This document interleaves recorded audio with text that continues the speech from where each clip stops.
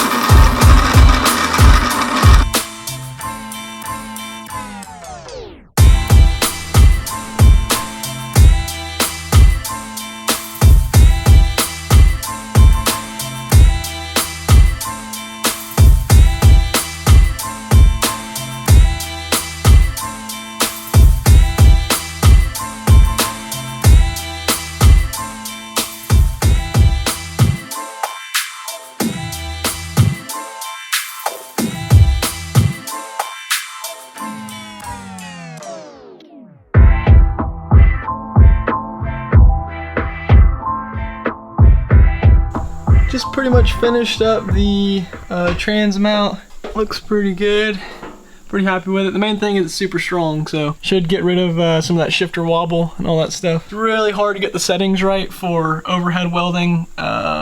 Plus, I'm just not very good at overhead welding, but they're not all super terrible. These are like probably the better looking ones, just still a little cold though. So Bradley's here helped me film this freaking video. I got this transmission mount painted up a little bit, just dropped it on the ground with semi-wet paint on it, so that's cool. But we're just gonna put this bad boy back in here. I think still got wet paint, but try not to touch it too much. Ooh, how'd you like that tool balance?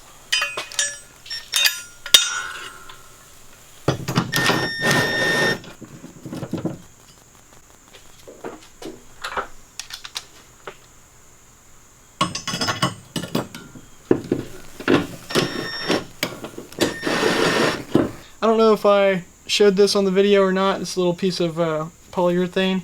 It's like 3/8 thick. It's gonna be my little bushing. Put that guy right there.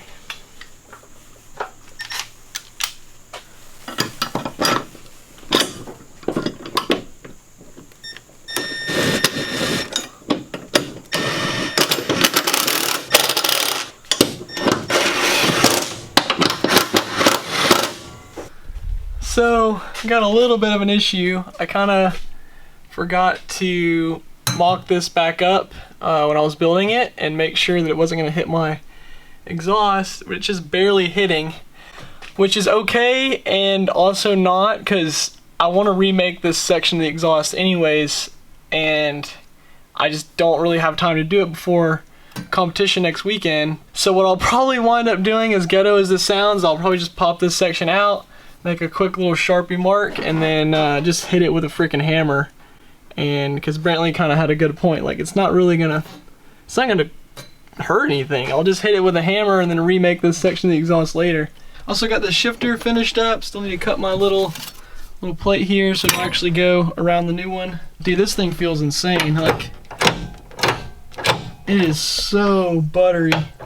And then the fifth gear on the reverse lockout is super nice to go from third to fourth and then just all the way over to the wall for fifth. Holy crap. If I had the same shifter at AMP and could actually be confident in my fifth gear at 100 miles an hour, we would have been going super fast down that hill. Really stoked on this freaking shifter. Alright guys, I think that's gonna do it for this video. Got that trans mount finished up. Got the new shifter in there. Actually bled that handbrake. I don't know if I filmed that. I don't think I did. Hope you guys enjoyed the video. If you did, drop a big like down below. And I'll catch you guys on the next one. Peace.